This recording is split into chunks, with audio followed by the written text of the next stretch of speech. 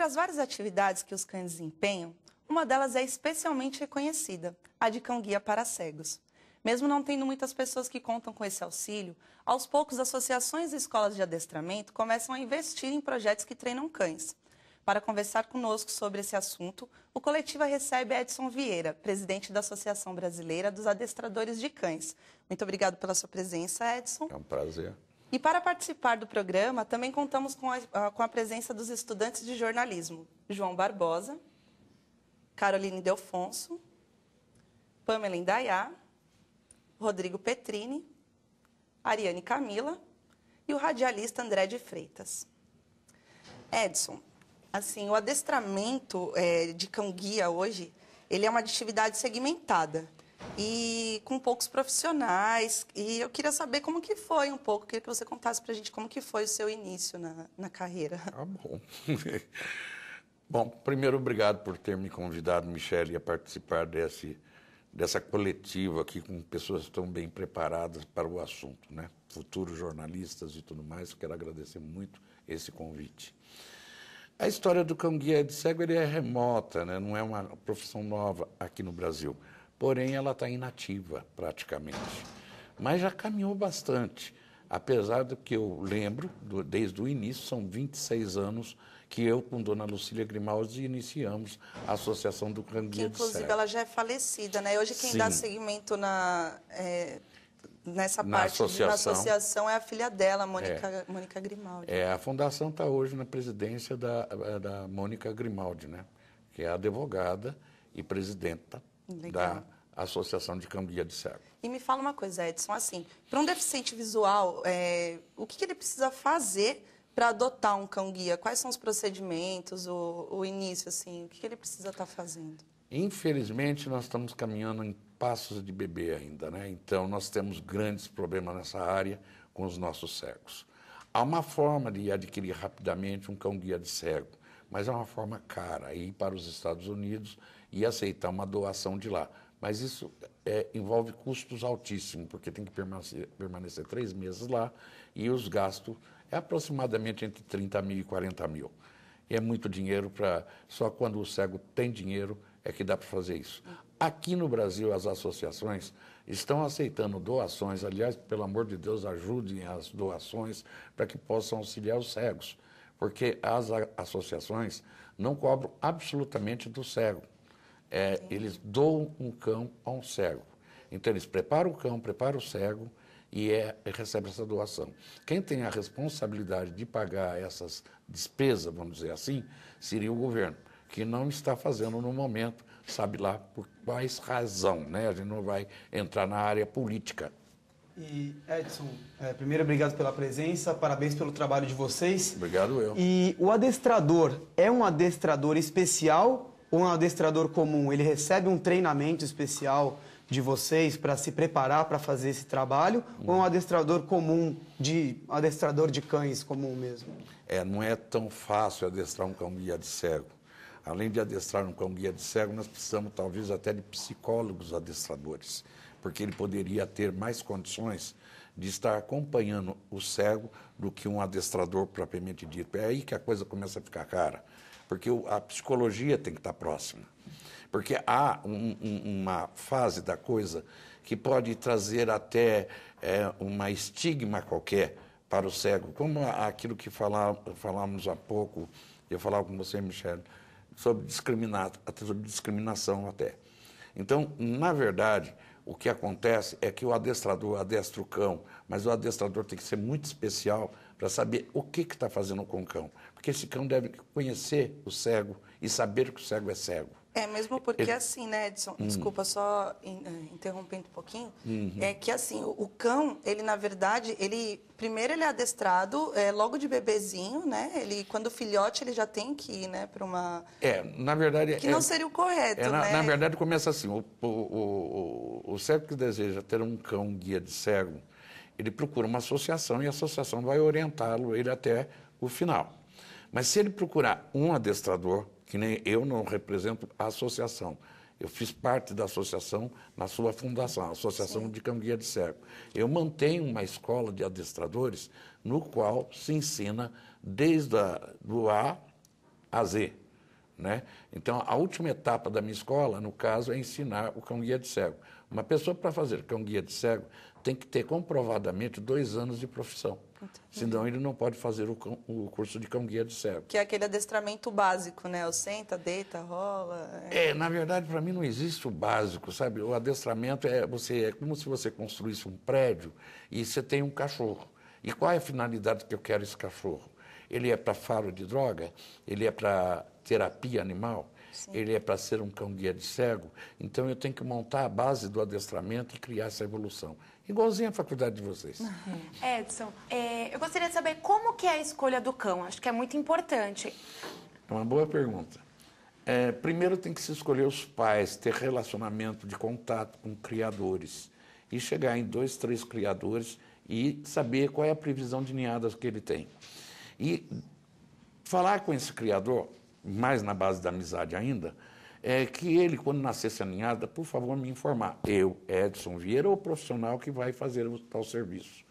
E aí eu vou verificar, entre uma ninhada e outra, qual é o cachorro que teria aquelas qualificações para ser o cão-guia de cego. Já falando melhor, um cão menos ativo, porém vivo, esperto, né? Então tem que ter uma qualidade nele, uma qualidade que será bem avaliada para dizer, esse aqui poderá ter chance de ser um cão de cego. Veja bem, eu disse que poderá ter a chance de ser um cão-guia de cego. Então, no meio do adestramento, ele pode ser considerado, não ser considerado ideal? Sim, pode isso acontecer. Tanto que existe um canil nos Estados Unidos que faz criação de labradores. Toda essa informação ela é geneticamente passada de um cão para outro. Quer dizer, esse canil existe há mais de 90 anos. Antes, a cada cria tinha 1, 2 filhotes que serviam para cão-guia de cego. Atualmente, são 4, 5 cães de cada ninhada que servem para cão-guia de cego. Então, a genética dá informação ao cão. Edson, e qual a idade ideal para começar o adestramento do cão e qual a idade que ele é considerado pronto para auxiliar um deficiente visual? Dizer pronto nunca está. Uma palavra meio difícil, mas é um trabalho longo. Vai de 1 ano e meio a 2 anos, poderá ir mais, até que o cego se sinta seguro junto com o cão. Entenda assim, o cachorro deverá ir à padaria quando o cego quer, deverá ir ao banco, deverá ir a vários lugares, deverá pegar um ônibus, pegar um táxi. Todo esse tipo de coisa, existe o treinamento. Quer dizer, não vai ficar tudo na cabeça do cachorro. É que ele passa a ser o olho do cego, né, na verdade. Passa a ser os olhos do cego, mas mais por um condicionamento. Não é bem que é os olhos dos cegos, mas é bem que ele sabe para onde ele vai. Por exemplo, só para não interromper um pouquinho, Michel, que é importante, vamos dizer que o cego quer ir até o banco. Sim. Então ele vai dizer ao cachorro, Rex, vamos ao banco. Ele sabe exatamente. E ele vai caminhar em direção ao banco ou à padaria. Ele vai fazer essa função corretamente, com a trela certa e tudo mais. Entendi. Inclusive, assim, até questão de segurança. Por exemplo, o cão-guia, se ele vê uma poça d'água, ele sabe que ele tem que desviar dali, porque ele deve estar treinado para essa finalidade. Acidentes podem acontecer. Entendi. Existe trabalho na Europa que eu vi, faróis de semáforos mais baixos, rebaixamento de guia. Tem várias coisas feitas que vai de encontro com o cão-guia de cego. Inclusive, é uma curiosidade, eu até queria saber, porque dizem que algumas cores dos cães eles não conseguem distinguir. Então, eu queria saber, assim, em relação a semáforo, por exemplo, eu queria saber se isso é verídico ou não. De uma certa maneira, eu creio que sim, porque nós temos, por exemplo, chamar que o cachorro é daltônico. Eu, sim, pelo menos pelo conhecimento que eu tenho, o cachorro enxerga 4 cores. Então, essas cores seriam o branco, preto, cinza e marrom. Então, você vê que não tem colorido aí. Entendi. Ele entende suas nuances, né? Por exemplo, maior tom de cinza ou de as cores, as suas nuances diferentes. Entendi. Edson, aproveitando o que você estava contando para nós sobre a idade, como que é o processo para preparar um cachorro?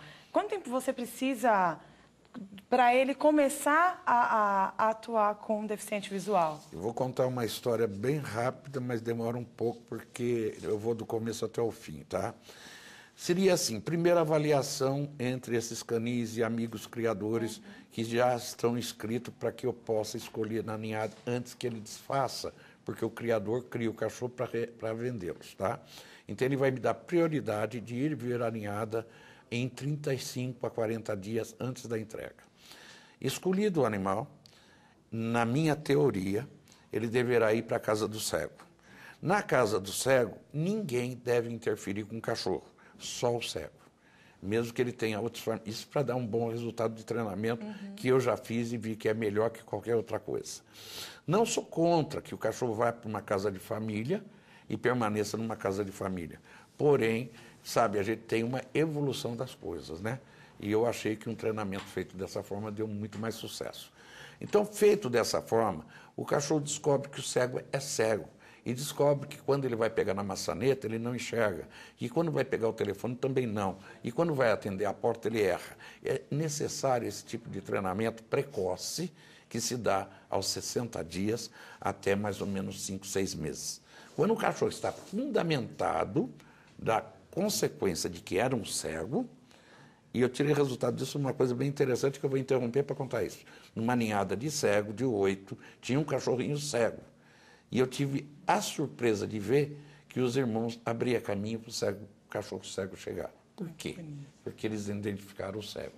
Então, comecei a trabalhar com a ideia de que o cachorro primeiro precisa identificar o cego. Então, uma vez que ele identifica o cego, meu trabalho fica muito mais fácil. Ele sabe a necessidade, né? Começa a sentir a necessidade. Né? Aí tem um treinamento de obstáculos, que é uma coisa que está mais ou menos na altura da testa, o cachorro passa por baixo, né? Então, coisa desse tipo. Então, o treinamento é um treinamento quase igual ao adestramento comum, mas tem que ter uma visão maior, tem que ter mais sensibilidade, tem que ter mais avanço em direção à própria habilidade do cego. Há um desenvolvimento a ser feito com o cego, no qual, te dando todo o respeito com ele, de que ele é uma pessoa perfeitamente normal, que ele também vira um treinador de cães. Então, eu desenvolvo isso no cego. Então, aí falta muito pouco para as coisas acontecerem. Coletiva agora vai para um rápido intervalo e volta já.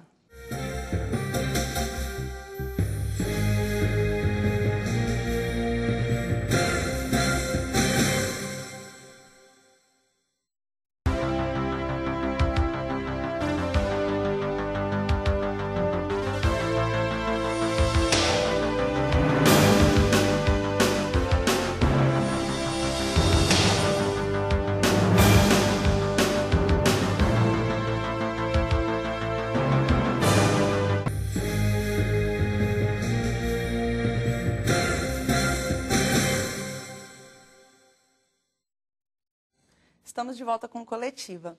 O assunto de hoje é cão-guia para cegos. Tenho aqui ao meu lado o presidente da Associação Brasileira de Adestradores de Cães, Edson Vieira. Edson, continuando o assunto, né? Eu queria saber a sua opinião. Quais os benefícios que um cão-guia ele traz para o deficiente visual? Nossa, são muitos. Substituído pela bengala que nada se comunica, há uma relação, uma interatividade, um relacionamento de fato, né? E de comunicações. Porque, sendo o cão uma extensão para o cego, ele torna toda aquela sensibilidade do cego mais viva, mais ativa. E, quando uma pessoa toca na porta, por exemplo, há reações de comportamento com o cão. Então, as várias coisas que podem acontecer, e não dá nem para narrar, ele teria essa comunicação, essa interação com o cego. Então, há uma preocupação do cego até do tempo em que o cachorro vai ser útil com ele. Há uma grande dificuldade nisso. Edson, eu gostaria de saber quanto tempo o cão exerce a função de cão-guia. Então, seguindo aqui até aquilo que nós estávamos falando, infelizmente o tempo de vida útil de um cão seriam 8 anos. Tempo de vida útil e produtiva, né? Mas ele presta um serviço até 10, 12 anos de idade. Depois disso, ele tem que estar sendo avaliado pelos médicos veterinários, como é que está a visão dele, como é que está a audição, porque ele também não pode falhar. E existe até, dando sequência à tua pergunta, que é uma pergunta talvez à parte, talvez que não está no script, né? É que as pessoas devem respeitar mais o cão-guia de cego. Assim, um cão-guia de cego está trabalhando. Ele está ao lado de uma pessoa no qual ele presta serviço, ele recebe o carinho devido, ele recebe a alimentação em hora certa, justamente para ele ter o problema da sua urinação e defecação em horas certas. Edson, então assim, se eu estiver na rua, num farol, eu vejo um deficiente visual com um cachorro. Eu não posso, então, lá brincar, ai, que bonitinho, tirar a atenção dele, porque aquele horário é o horário de trabalho dele, então, né? Seria praticamente eu não isso. diria assim, não pode, né? Uma coisa tão forte. Mas vamos respeitar, né? Uma coisa assim, admirar de longe, ter aquela satisfação de ver aquele trabalho tão bonito que aquele cão está fazendo e das responsabilidades que estão em cima daquele cão. Porque aquele cão é responsável a cada passo do cego. Imagina você que ele tem que atravessar uma rua e não pode colocar o cego em risco. Então, qualquer coisa que as pessoas façam, oferecer petisco, algum tipo de alimentação ou dar carinho, pode tirar a atenção dele. Edson. É uma coisa que a gente tem que pedir muito isso aí, sabe? E com qual frequência esse cão precisa ir ao veterinário, precisa ter um momento de lazer, já que ele tem uma rotina dura de trabalho, vamos dizer assim? Eu diria assim que seria uma coisa bastante normal, né? Eu acredito muito nisso pelo que eu tenho feito e visto. Então, o cão pode ter seu lazer juntamente com o cego.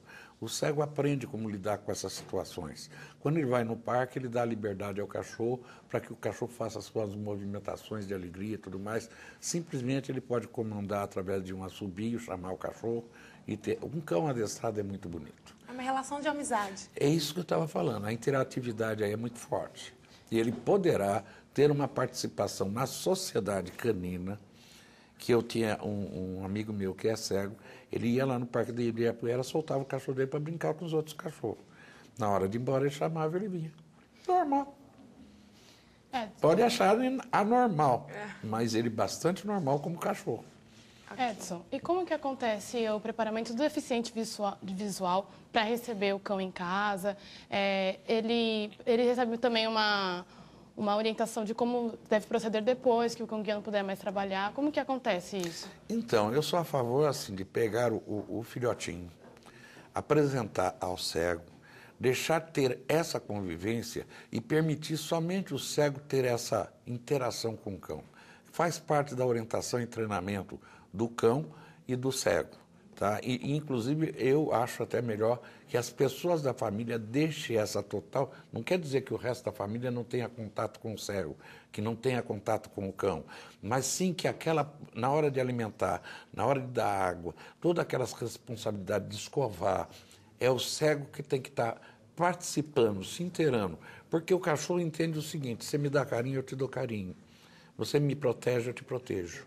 Então, o cão, ele é o fiel da balança com aquela pessoa que dá algo a ele. É a lei da sobrevivência. Ô Edson, assim, por falar em fidelidade, né? O cão, ele vai estar com um deficiente em todos os lugares. Eu li uma vez a respeito de uma lei, que é de 2005, essa lei, que permite o cão acompanhar o deficiente em qualquer lugar. Sim. Então, por exemplo, ele tem acesso... cinema, teatro, shopping, centers, isso daí é lei. E existem algumas pessoas que não sabem. O legal era a gente falar um pouco sobre isso. Eu vou falar direto à população que não faça esse tipo de coisa, não faltem com respeito, não dê alimentação e não tire a atenção de um cachorro que está nessa função. Respeitem os cães e os cegos quando acompanhados, respeitem essa condição da lei que já existe no Brasil. Então, andar de metrô, em cinema, teatro, parques, qualquer lugar onde uma pessoa pode estar, o cão guia de cego pode estar. Principalmente taxistas, tomem muito respeito, porque é uma lei vigente. Vocês têm obrigação de aceitar, porque táxi é um diferencial, não é um coletivo. Então, o taxista talvez seja a maior preocupação de nós, que nós preparamos os cães e os cegos para essa função. Porque o preparo não está só nesse adestrador, como eu falei do psicólogo, está também na preparação do cego para ter o cachorro. Tanto que eu sou a favor do cego aprender toda a evolução do adestramento também. Edson, essa fidelidade, a relação com do deficiente visual com o cão desde pequenininho, vira uma relação total amizade, integração, e isso causa muitos momentos agradáveis. Afinal de contas, quem procura um cachorro procura também a alegria para casa, para a vida, além do carinho e da troca de amores. Você tem, nessa tua vasta experiência, alguma situação inusitada com o cachorro, com deficiente visual, enfim? Eu não vou dar só elogio, porque no começo o filhote, ele é um travesso, ele é um moleque, e não se pode carregar o cachorro das responsabilidades. O que nós usamos dele são os seus sentidos. Então, é isso que vai ser explorado no cachorro. Ele vai aprontar muitas com o cego, ele vai aprontar muitas na casa, porque é natural que isso aconteça. Todo cachorro, você pode ver, eles gostam de destruir determinadas coisas. Normalmente, se você mexe com o telefone, ele quer ter contato com você e teu cheiro está lá no telefone, ele acaba mordendo o telefone. Muitas das coisas que acontecem no seio familiar, porque foram induzidas pelas pessoas que o cachorro fizesse aquilo, sem a pessoa perceber. Porque eu digo que se é homem, trata o cachorro como meu garoto. E se é mulher, trata o cachorro como meu bebê. Né? Então tá humanizando, né? E essa humanização não é boa, né? Mas ela leva assim, comprar brinquedo de tecido, comprar brinquedo de couro, e aí tem um sofá de couro, tem uma cortina. Você está dando um brinquedo, você está ensinando a ele, ao contrário, ele vai comer tua cortina e vai comer teu sofá de couro. Então, precisa dar coisas para o cachorro brincar, isso na linha de adestramento geral e na educação, coisas que o cachorro possa brincar e não ter similares em casa. Uma bolinha, ossinho que ele come todo e pronto, e não aquelas coisas difíceis de comer, aquele couro duro que dão, que aí ele descobre que o sofá é de couro também. Que maravilha. Edson, quais raças são consideradas ideais para fazer esse serviço de guia? E gostaria de saber também se existe alguma diferença entre o cão fêmea ou macho para fazer esse serviço. Não se discrimina nem fêmea e nem macho. Se tem aquele cão ideal para aquela função. Aqui no Brasil tem se usado muito o labrador, uma certa tendência ao golden retriever, que é um excelente cão, mas na Europa eu vi labradores, eu vi cane corso, eu vi doberman fazendo cão guia de cego. Então, depende muito da especialidade e da evolução de cada país nas suas técnicas de fazer o cão guia de cego. Então, qualquer raça, né, pode ser treinada para isso. Não diria qualquer raça. Tem umas raças que eu acho que não teria essa condição, porque ela atrapalharia até pelo seu porte, por não se acomodar. Ia ficar meio estranho um poodle, né, guiando então, cego. Um poodle seria estranho, como um São Bernardo, um mastim napolitano, um mastife, né? Já pensou um fila brasileiro que intimida todo mundo? Ou então um pitbull, que todo mundo iria se assustar. Edson, você falou bastante aqui no programa sobre o preço desse serviço, né? Existe alguma lei hoje que garante mais acesso para esse serviço às pessoas? Não? Aí nós voltamos para associações, né? Nós temos 3 associações no Brasil. A minha de segmento é da Mônica Grimaldi, que é a associação da Mônica Grimaldi, que é presidente, e eu sou, vamos dizer, um cooperador da Associação de Cão Guia de Cego do Brasil, né?